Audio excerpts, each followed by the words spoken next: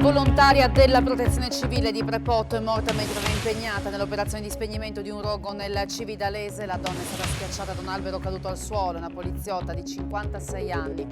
Le fiamme scoppiate in Varese avanzano verso Resiuta e si avvicinano pericolosamente alla statale 13. Il sindaco Nesic si va verso la chiusura della strada sul carso il fuoco di vampa alimentato dal vento e piove ancora cenere. Premier Draghi si è dimesso, il governo farà ordinaria amministrazione fino al voto previsto in autunno, accuse reciproche tra i politici per il mondo dell'economia, scelta scellerata.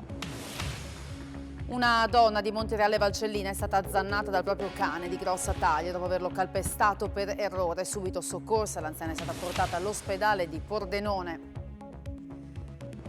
Argento mondiale per Mara Navarria, la spadista di Carlino ha conquistato la finale a squadre ai campionati del mondo in Egitto, l'oro vale campionesse olimpiche della Corea.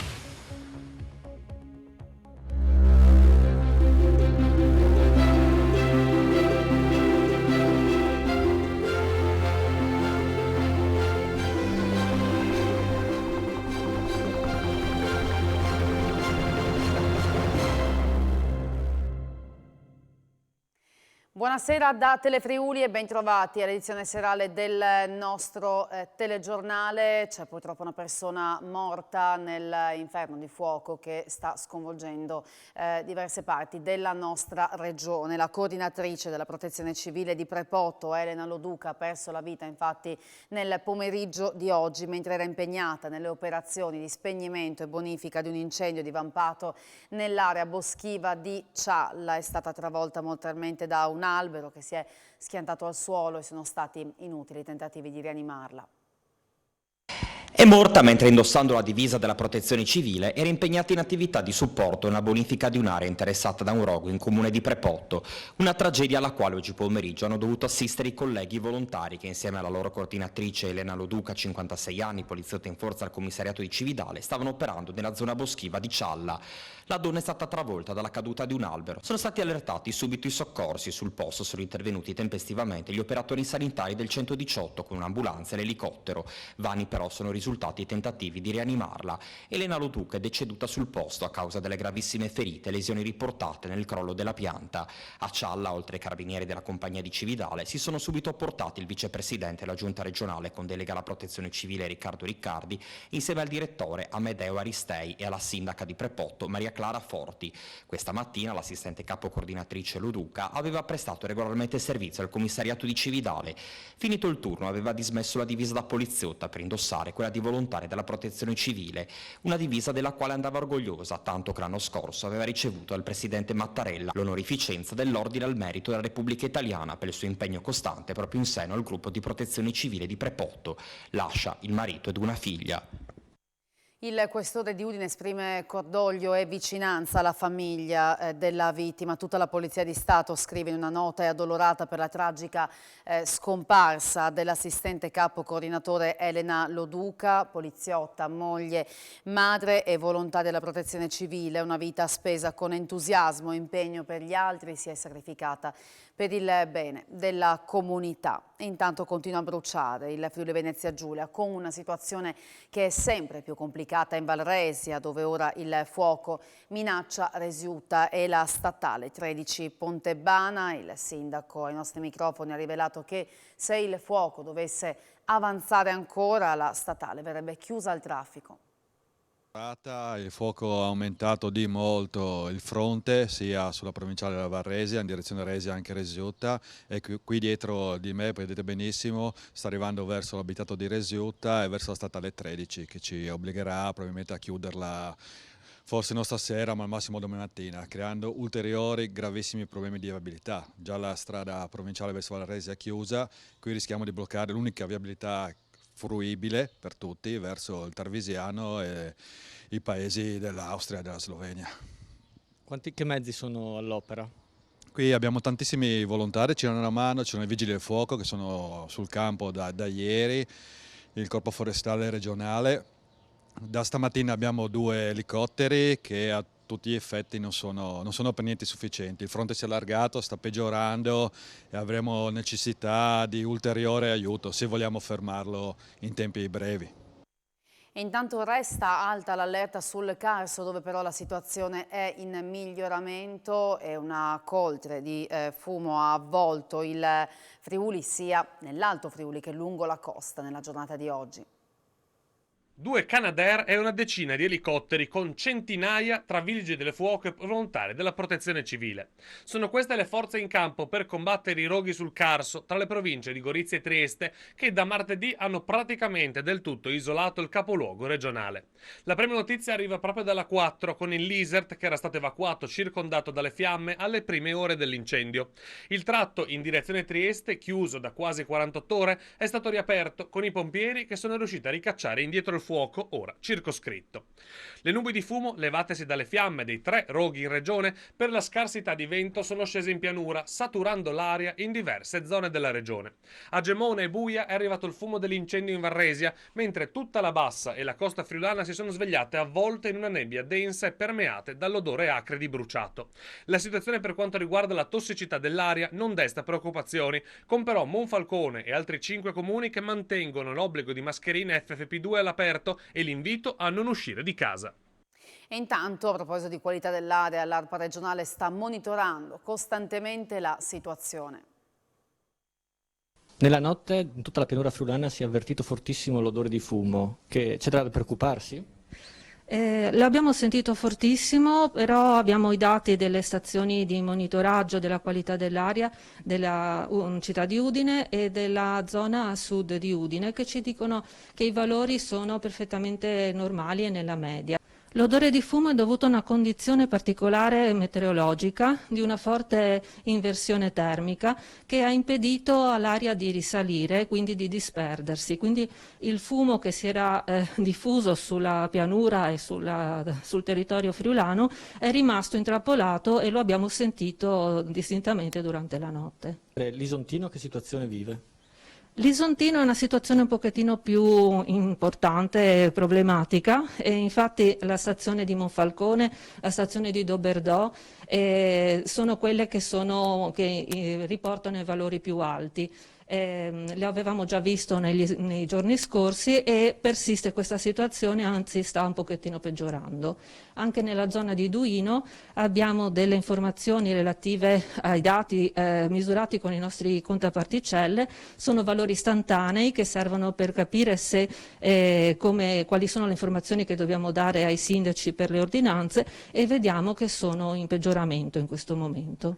Abbiamo a Ronchi, abbiamo valori sui 100 e così anche 100 microgrammi al metro cubo di PM10 e così anche a Duino. Il limite è 50 microgrammi al metro cubo come media giornaliera.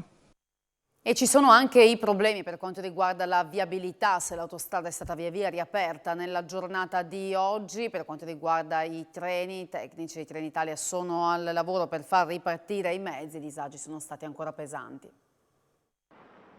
A Monfalcone e Trieste prosegue lo stato di allerta a causa delle polveri sottili. Nella città dei cantieri è stata prorogata l'ordinanza del sindaco Anna Maria Cisin che impone ai cittadini e a chi lavora all'esterno di indossare la mascherina FFP2. Fermo anche oggi lo stabilimento di Fincantieri, dove i tecnici sono impegnati nella pulizia dei piazzali, dei ponti, delle navi della fuliggine e nella sanificazione degli impianti di aria condizionata. Nel capoluogo giuliano invece è stato raccomandato di non uscire di casa se non per motivi inderogabili e di farlo indossando le mascherine. Il comune chiede ai cittadini di tenere le finestre chiuse e all'interno gli animali domestici.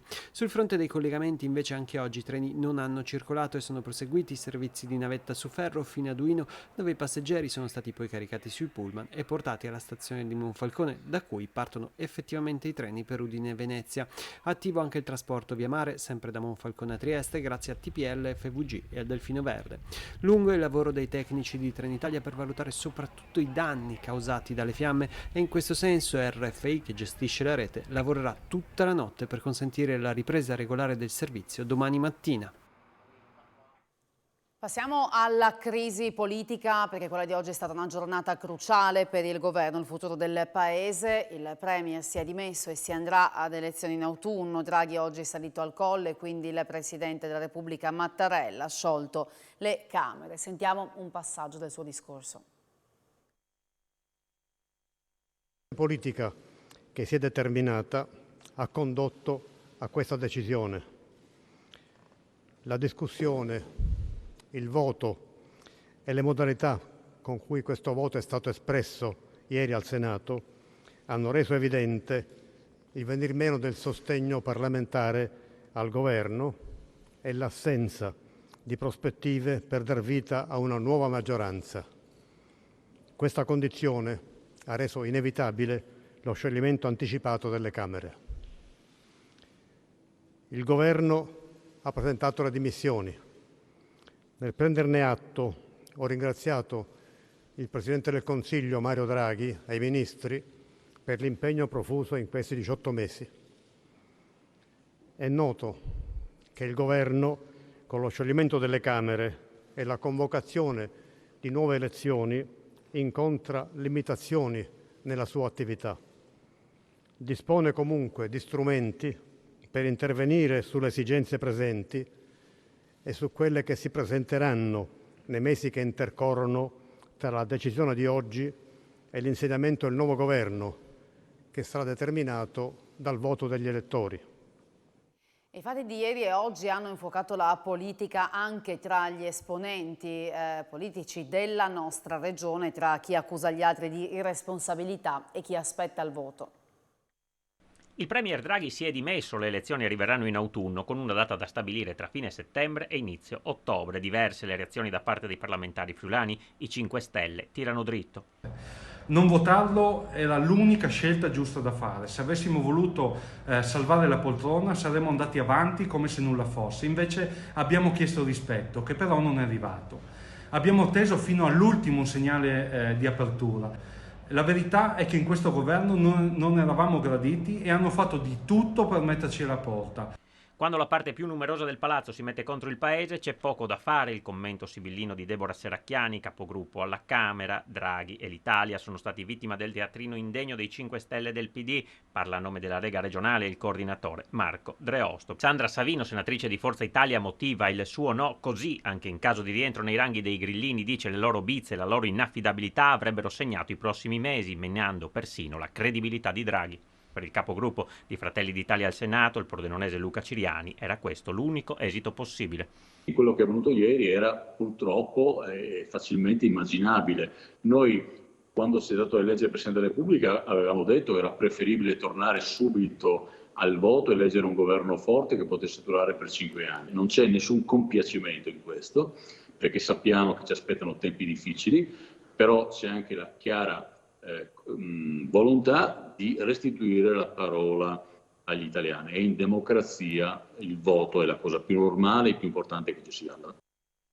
Alle reazioni alla caduta del governo Draghi sarà dedicata la puntata di Screenshot, in onda questa sera dalle 19:45, reazioni molto preoccupate dal mondo dell'economia, che si dice sconvolto per la fine anticipata del governo Draghi, che definisce questa situazione scellerata. Scellerata, paradossale, senza senso e irresponsabile.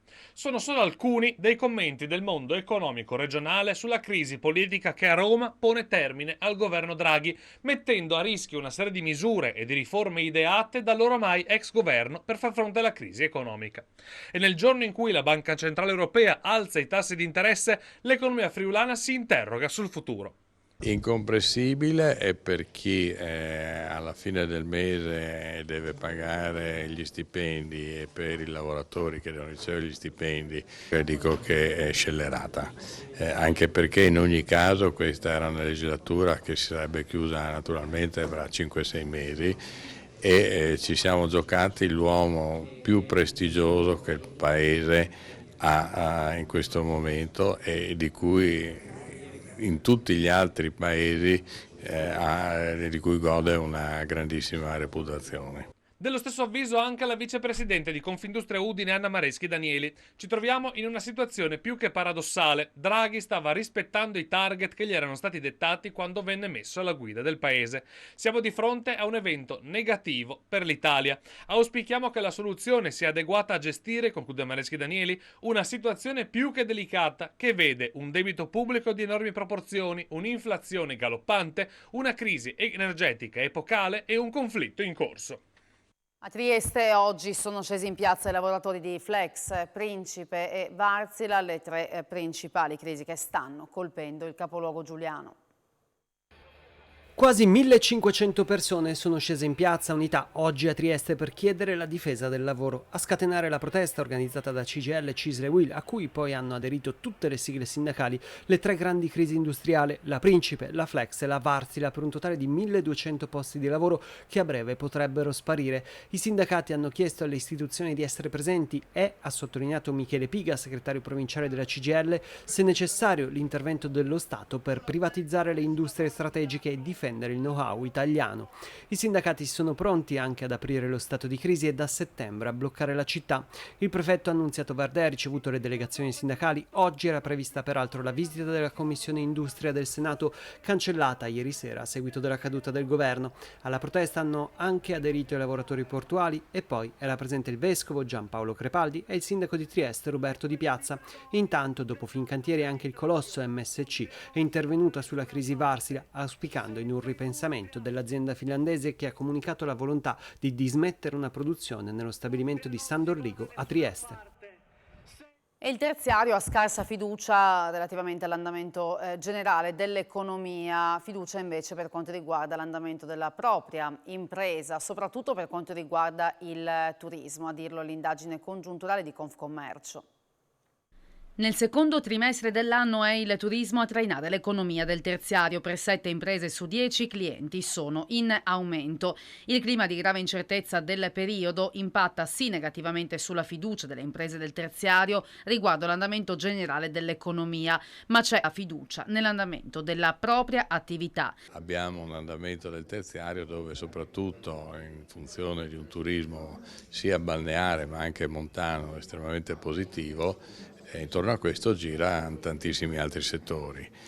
C'è una parte del commercio che soffre di più, parliamo del fashion, della moda, di tutto quello che riguarda, diciamo, proprio il non food, ma i dati emersi anche oggi evidenziano che almeno ora come ora la situazione sta dando in gran parte dei settori delle soddisfazioni positive. È chiaro che l'attenzione ci deve essere massima. Per esempio abbiamo messo in campo i distretti del commercio, dove c'è stata una risposta molto importante da parte dei territori, più del 62% hanno risposto, dei comuni hanno già risposto a questo primo appello. Abbiamo messo a terra tutta una serie di investimenti al fine di garantire delle strutture e ricettive e anche da utilizzare per, come è emerso, la richiesta di eventi importanti durante tutto l'anno.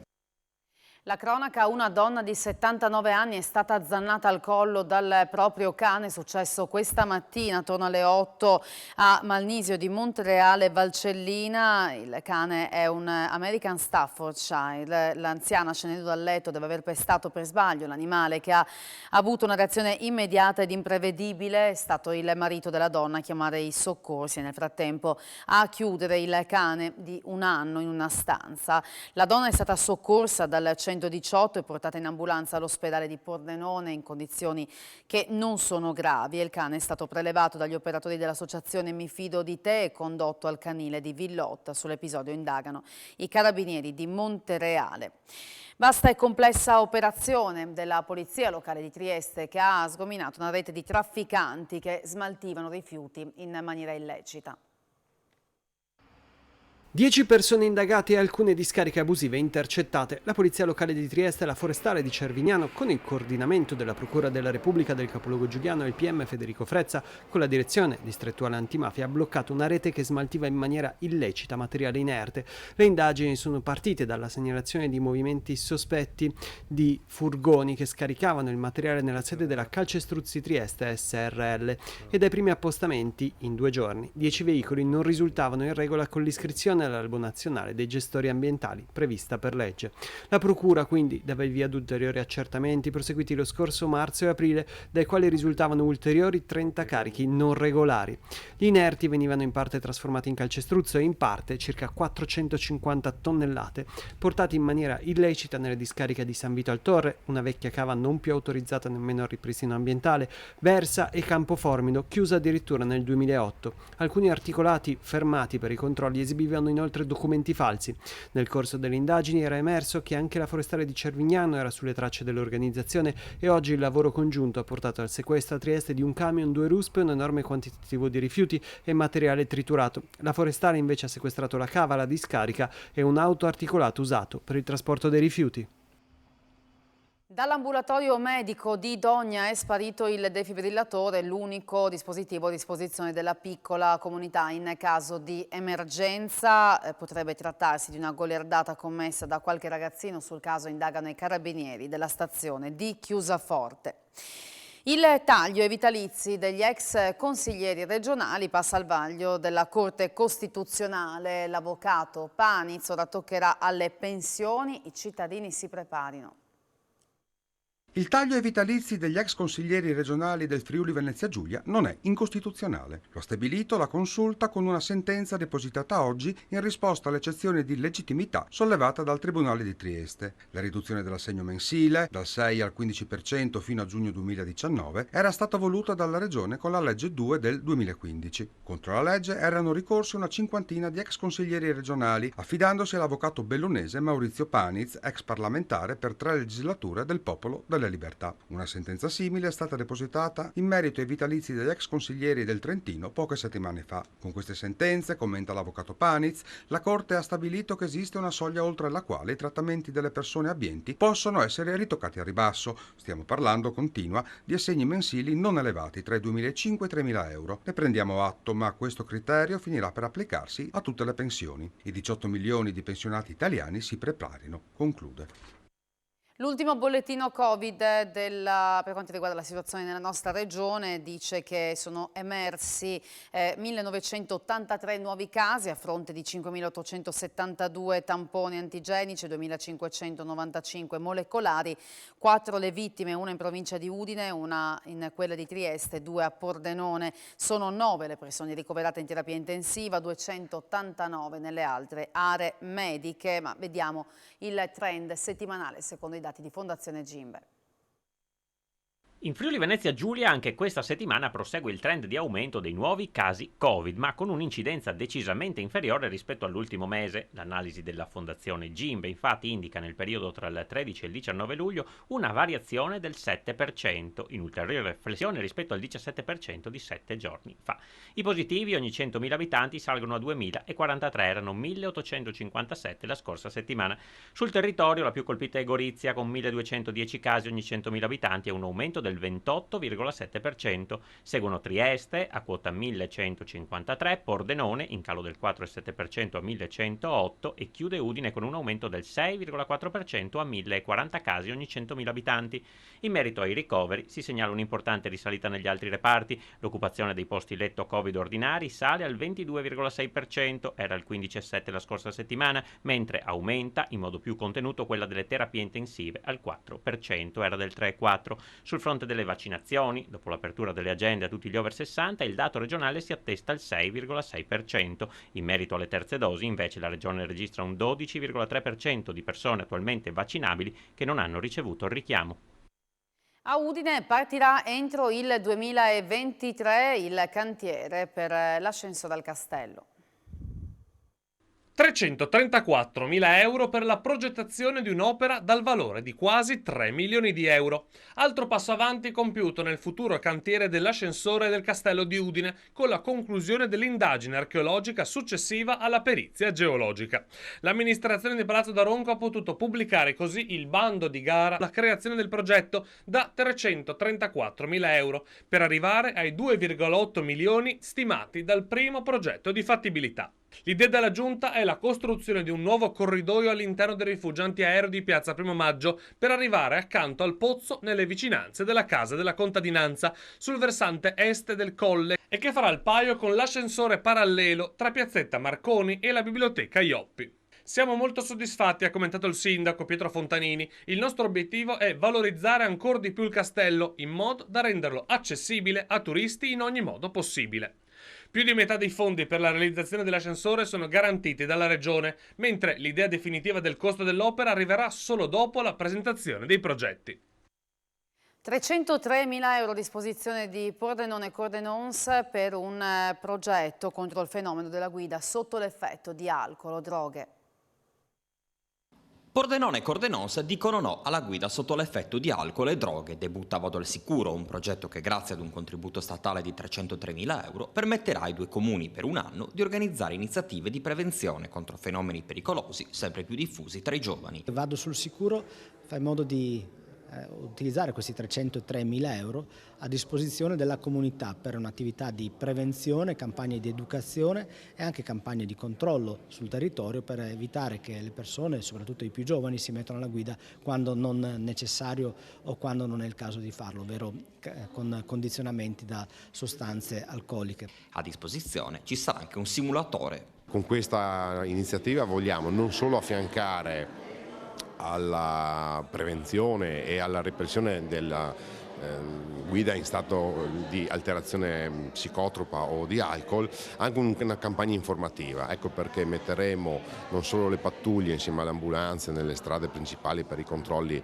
di routine che porteranno appunto a un esame, una facciata di dati su questo fenomeno, ma avremo anche la possibilità di avere un simulatore che è un vero e proprio armamentario che permetterà all'utente di sperimentare la guida in stato di ebbrezza o la guida in stato di alterazione da psicofarmaci.